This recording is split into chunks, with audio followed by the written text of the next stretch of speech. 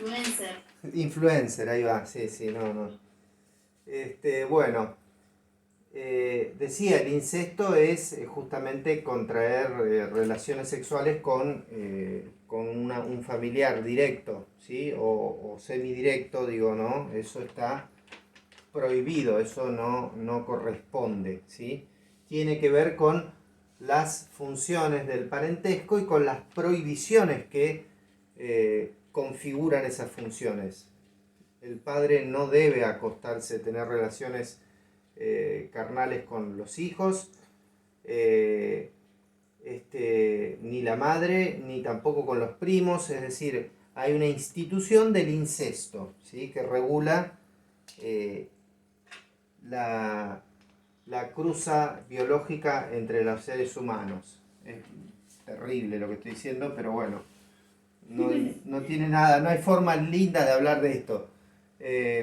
Y el parricidio, ¿no? O sea, eh, no se puede matar a los padres, ¿no? No se puede matar a los padres, es una eh, prohibición moral de estas funciones, ¿no? Y sin embargo, estas dos cuestiones eh, eh, suceden y cuando suceden configuran una, un juzgamiento social colectivo muy duro, muy severo, ¿no? Esto es realmente transgredir estas dos leyes del parentesco es aberrante y muy agresivo, muy violento, ¿sí? En el mundo en el que vivimos. Y sucede, ¿sí? Bueno, y estas funciones determinan muchas cosas. A mí hay algo que siempre me gusta señalar cuando hablo de Carlos Marx. Carlos Marx decía algo, no tiene que ver directamente con el texto, pero me viene a la memoria ahora y lo comparto. Cuando empieza a escribir El Capital, Carlos Marx dice que la lucha de clases empieza en el seno de la familia, ¿no? Dice, él empieza en el hecho concreto donde el hombre, ¿sí? Es dueño de los hijos y de su mujer, ¿sí? Fíjense qué detalle, qué lucidez lo que estaba diciendo este hombre a mediados del siglo XIX, 1840 y tanto, casi 1850, ¿no? Estaba diciendo, bueno, guarda, ahí empieza la lucha de clases, ¿no? La lucha entre el dueño y el objeto del dueño, que son la mujer y los hijos. O sea, es bastante fuerte lo que dice y bastante real, ¿sí? Bastante real, ¿por qué? Porque básicamente el derecho romano lo establece así. El derecho romano es el que va a crear esta idea de la familia, ¿no? Que la familia se tiene que organizar con un señor que tiene que salir a cazar y a traer la comida a la casa, con una señora que tiene que atender la economía doméstica, ¿sí? La economía, la dueña de la economía era y sigue siendo la mujer en muchos casos, ¿sí? Es la que administra las cuentas, la que administra los recursos, lo que hay y lo que no hay, lo que se puede y lo que no se puede, lo que se quiere y lo que no se quiere. Ese es el origen mismo de la economía. Y los hijos obedecen. Los hijos obedecen porque son menores de edad y menores de razón. Bueno, pero decíamos, el parentesco. Otra institución importante es la institución que a veces nos dan ganas de transgredir cada tanto, salvo cuando le ponemos onda, que es la del trabajo humano, ¿sí? El trabajo humano.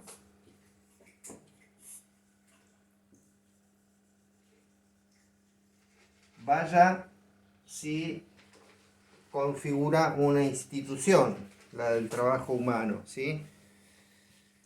El trabajo es un gran organizador de la vida social. El organizador más importante de la vida social hacia adentro de la institución y hacia afuera, ¿cuál les parece que es? En la vida que vivimos nosotros a diario, yo no sé si ustedes son madres o no, son madres. Sí, sí. ¿Cuál es la organización que más los organiza, les guste o no les guste, en cuanto a tiempo?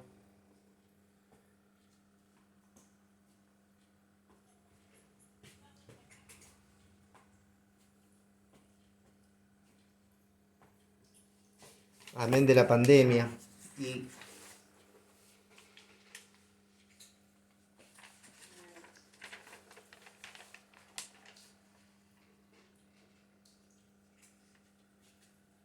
las organiza a ustedes, los organiza a sus hijos, a sus padres, si están presentes, y si no también. Les organiza lo que estamos haciendo ahora también. ¿Los salarios? No. No, ¿Puede ser? ahora vamos a hablar del trabajo humano, pero hay una institución que organiza tanto como el trabajo humano, y yo creo que mucho más que el trabajo humano, que configura qué tiempos tenemos, qué tiempos no, en qué tiempos hacer una cosa y en qué tiempos hacer otra.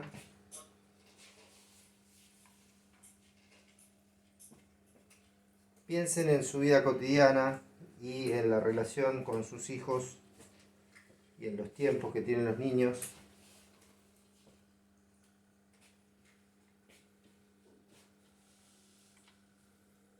Sería la costumbre, la rutina.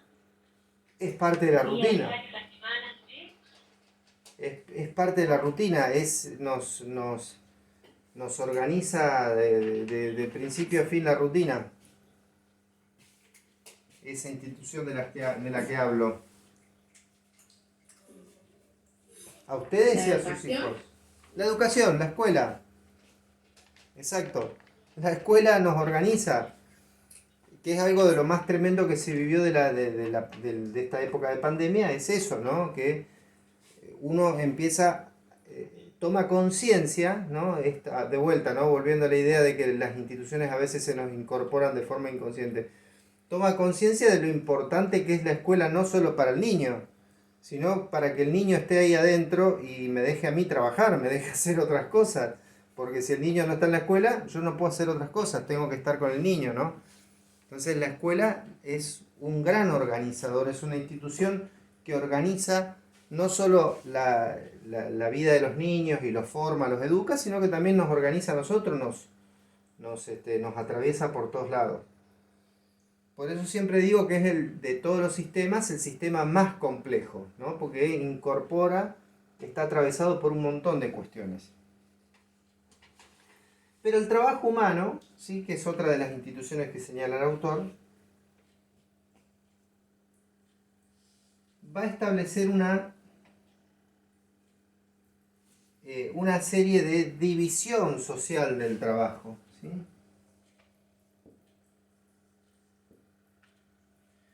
División social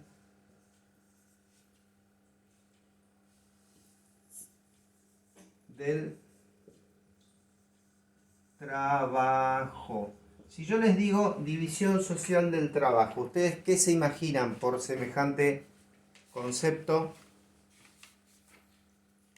¿Qué les llevo? Yo leí en el texto Sí, que la división social del trabajo tendría que ver por las jerarquías de poder, de prestigio, con la capacidad de cada uno.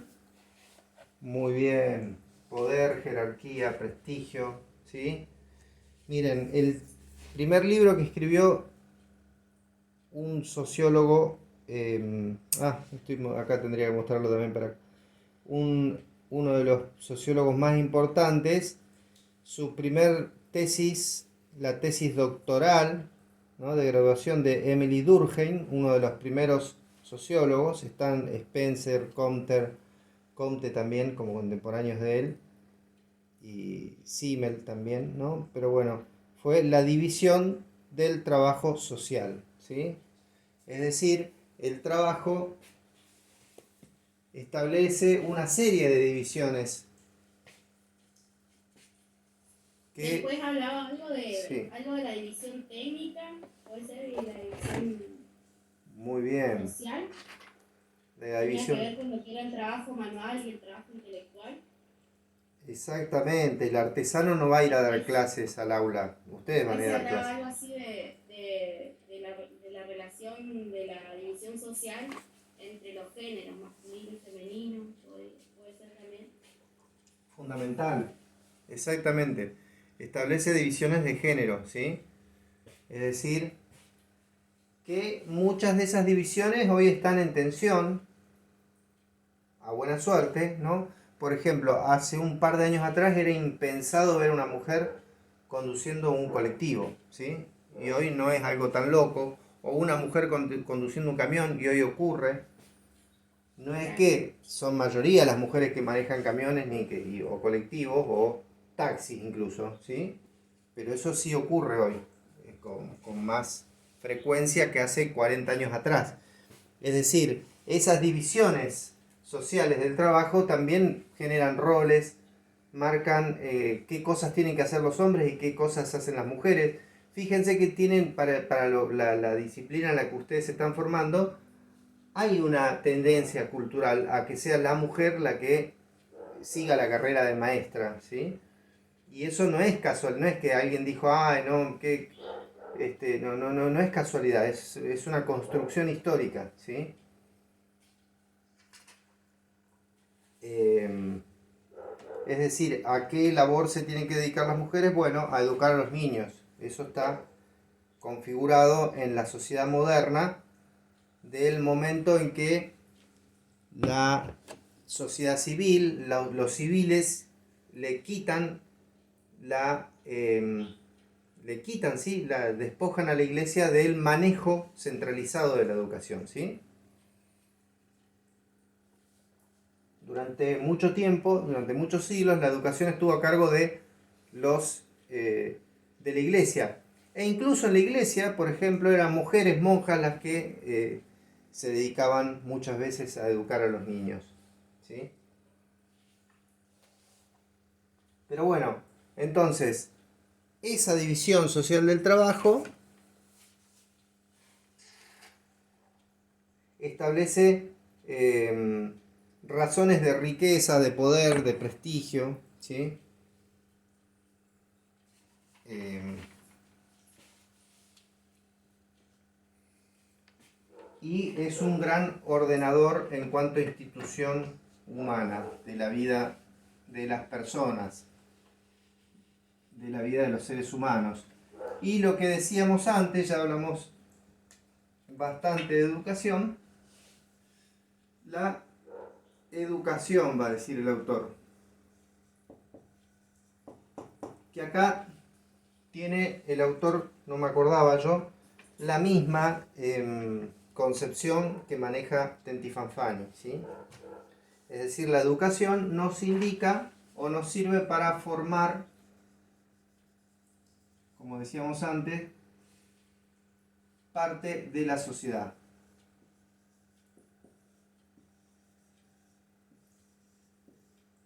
¿Sí?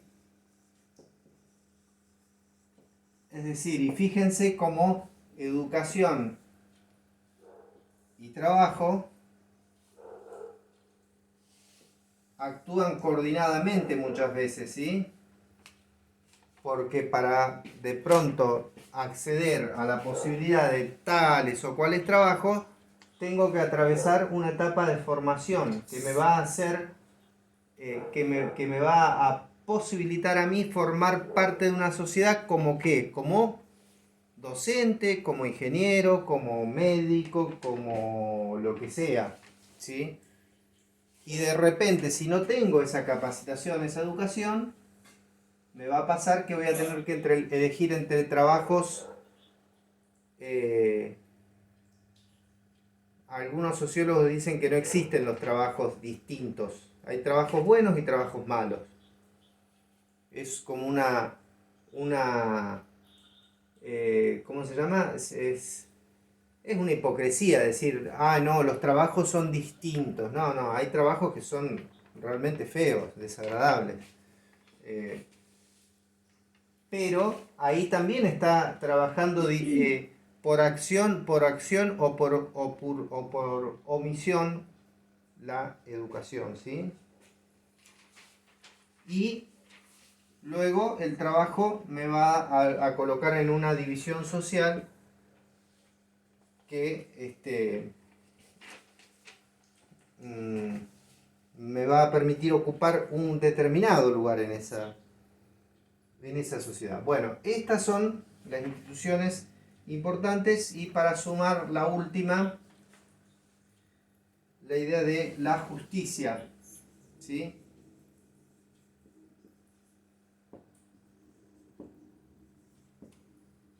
El derecho.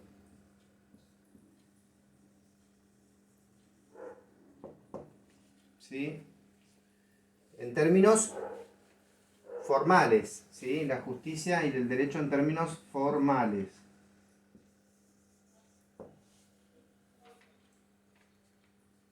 ¿No? El derecho en términos formales adquiere también nuevamente una internalización de leyes, costumbres y usos de forma consciente e inconsciente, ¿sí? Uno si por casualidad se cruza con un uniformado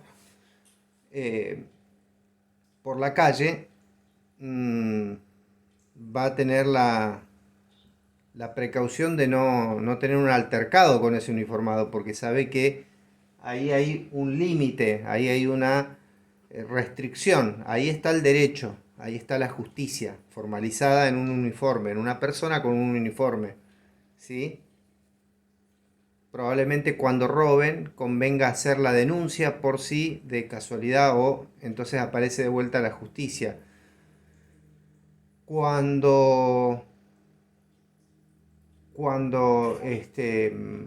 un policía, por ejemplo, atrapa o de pronto descubre a una persona incumpliendo una normativa, una regla, lo peor que uno puede decir en defensa, ay, pero yo no sabía que no se podía hacer. No, no, no, ¿cómo no sabías? Si no sabías, ahora lo vas a saber, porque ahí es donde aparece la justicia. Aparece la justicia, la mano invisible de la justicia. Entonces, lo que hay que hacer a lo sumo es, discúlpeme, la verdad que me mandé una macana tremenda, es lo mejor que uno puede decir, pero no, nunca acogerse en la ignorancia de la norma, de la ley, ¿sí? Eso siempre recomiendan los abogados y los policías. Pero bueno, ¿no? La justicia formalizada regula un montón de cosas, de forma consciente o inconsciente, ¿sí?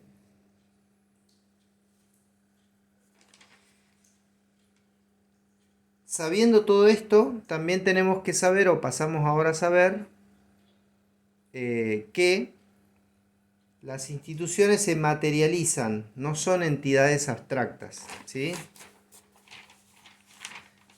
Esto que estaba diciendo antes es una materialización, ¿no? El derecho se materializa ¿qué? En el uniforme, en la comisaría, en el tribunal de justicia, ¿sí? Se materializa en el juicio, ¿sí? La salud, ¿dónde se materializa? ¿En el lavadero de autos? No. La salud se materializa en el hospital, en el consultorio, ¿sí? Adquieren un aspecto material. Esto ya también lo habíamos visto, creo que en otro texto.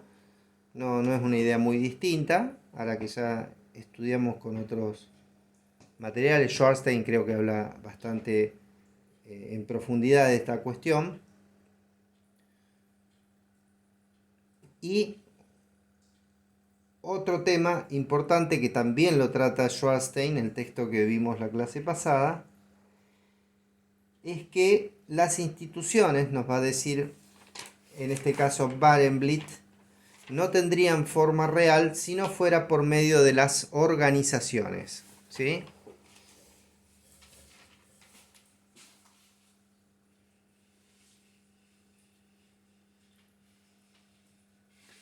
Las instituciones no tendrían forma real si no fuera por medio de las organizaciones.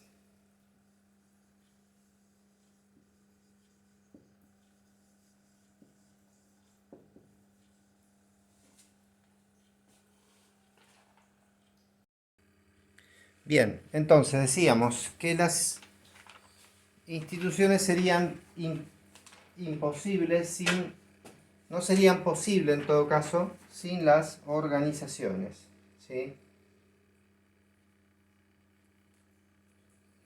Las organizaciones lo que van a posibilitar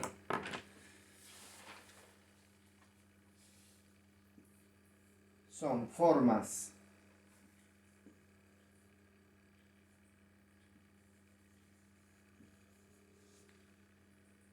materiales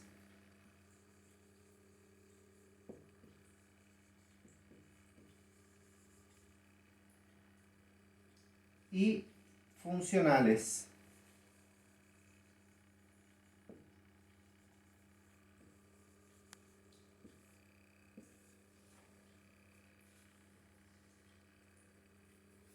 Estas formas materiales y funcionales tienen lugar o tienen cabida en lo que llamamos establecimientos.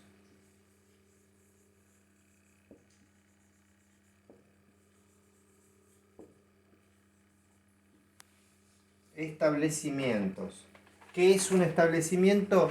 Es algo que es estable, perdurable en el tiempo y en el espacio.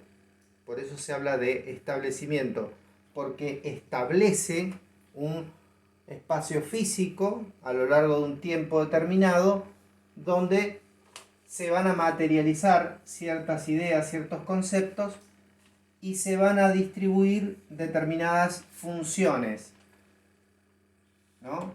Materiales que son formas, ¿no? Formas materiales y funcionales que van a tener lugar en establecimientos.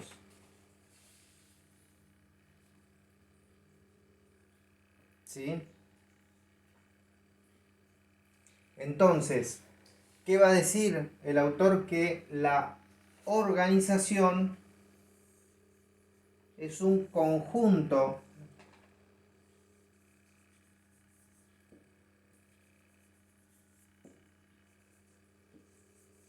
de establecimientos.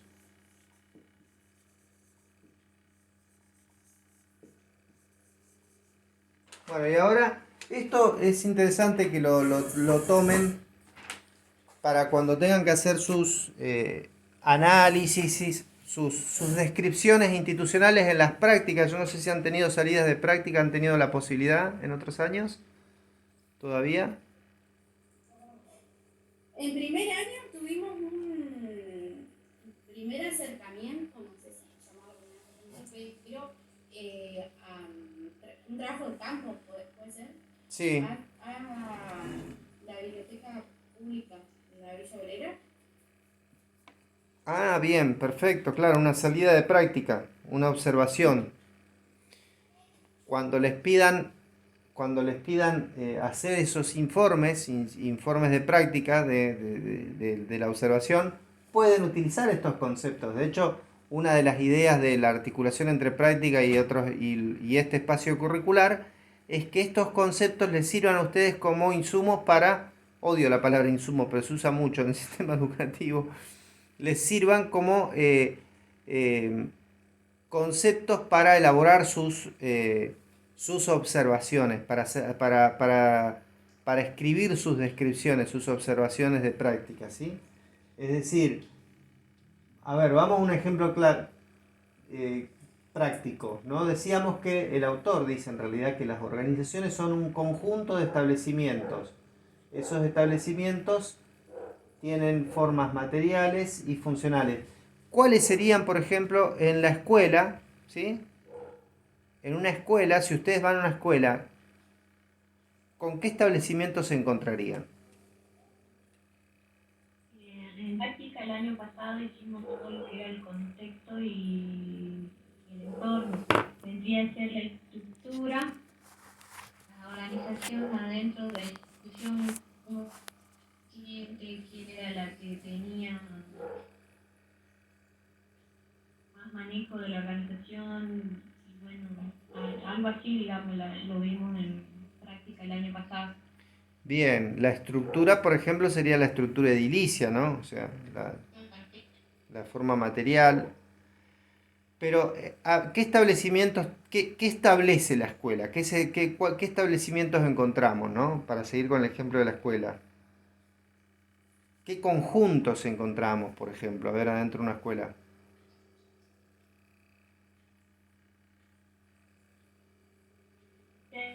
¿Que sea un cumple? Sí, los conjuntos, por lo general, los establecimientos tienen un conjunto de funciones que cumplir. Por ejemplo, ¿qué tenemos dentro de la escuela?